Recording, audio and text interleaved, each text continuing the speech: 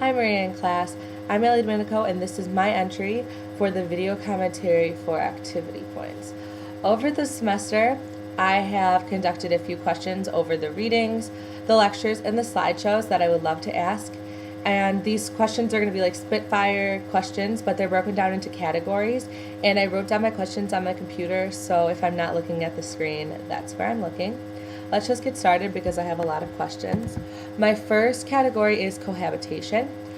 And my first question is, with cohabitation becoming so popular nowadays, what will the rate of marriage be in 20 years? Will children of cohabitating parents become cohabitating themselves, or will they stray away from the idea and get married?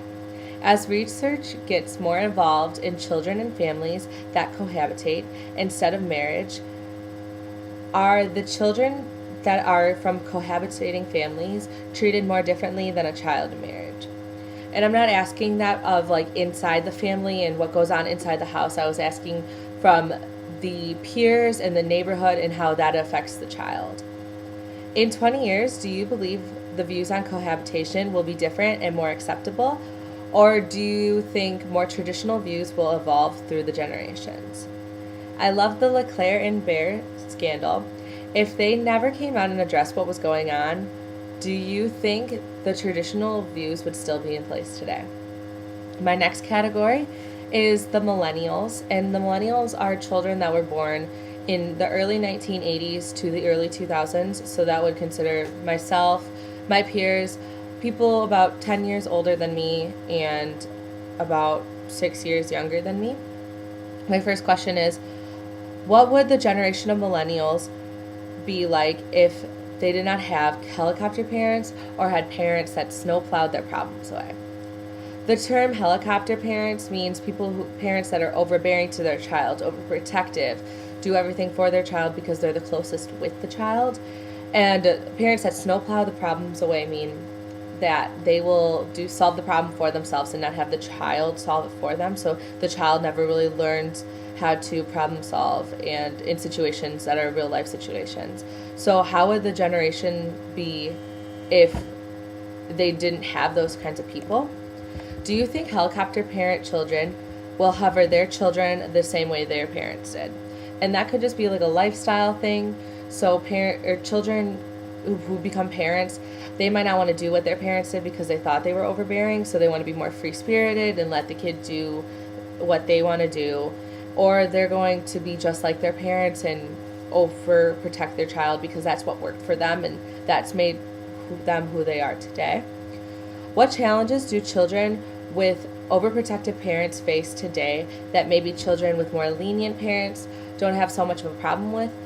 That's in a job situation or in a real world problem situation where they don't know how to solve it because their parents never taught them how or never allowed them to solve the problem themselves. And so as they got older, they expected that someone was going to solve the problem for them, or they were going to get someone to help them with this problem instead of figuring it out themselves. And that can affect you in jobs and in like your lifestyle in general. We also in class we learned about swimmers and treaders, and that's kind of how you are, and you could be a swimmer or a treader.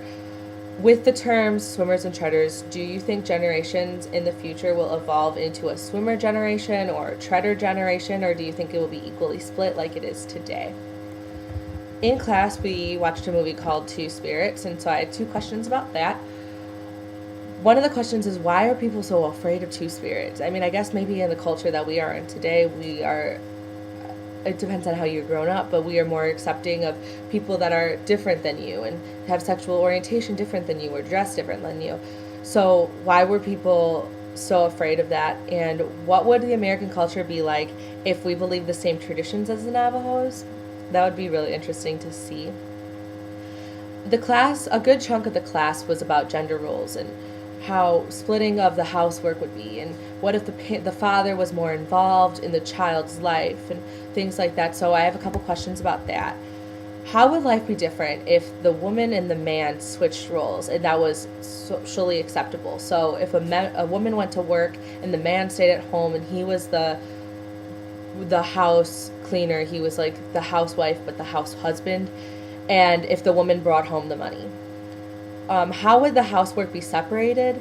how would the stay-at-home father, or would the stay-at-home father be required to do more housework as like a woman would be expected to do if she was at home? So would the man be would he have to accept the fact that he has to clean and cook and take care of the child and do the housewife jobs as a man? Or would the woman have to come home and still do all that stuff and the man would sit at home?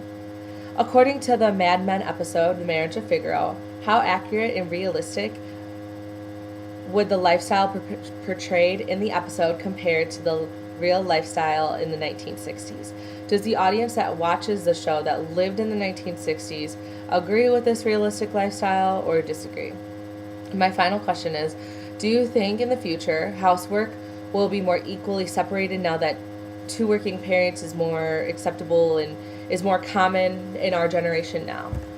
And then the last topic that I like to write questions about is gay rights. And of course, gay rights is something that's popping right now and is something really important in the lifestyle. And so it's changing over time. And I'm so excited to see how it portrays in the future. So some of my questions are, how long will the fight for equality in gay marriage and gay rights go on for? And I don't know, no one can answer that right now. It's going to be something that you have to see in the future. But of course, that's a question that everyone's asking about. And so also, do you think every state in the country will agree to gay marriage? Or will some states stick to the traditional views?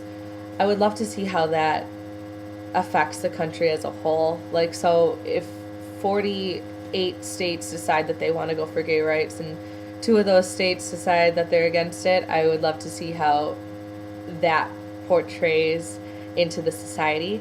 And my last question is, without movements like the Stonewall riots and Harvey Milk running for supervisor, do you think equality for homosexuals would be where it is today? That's something so interesting, and some of these questions are hard to answer, and there is no right or wrong answer because you can ask all the different people. But those are the questions that I asked. And I hope that was okay, and I loved the class and I learned so much from it. So thank you for giving me the opportunity to ask these questions, and hope to see you by the end of the semester.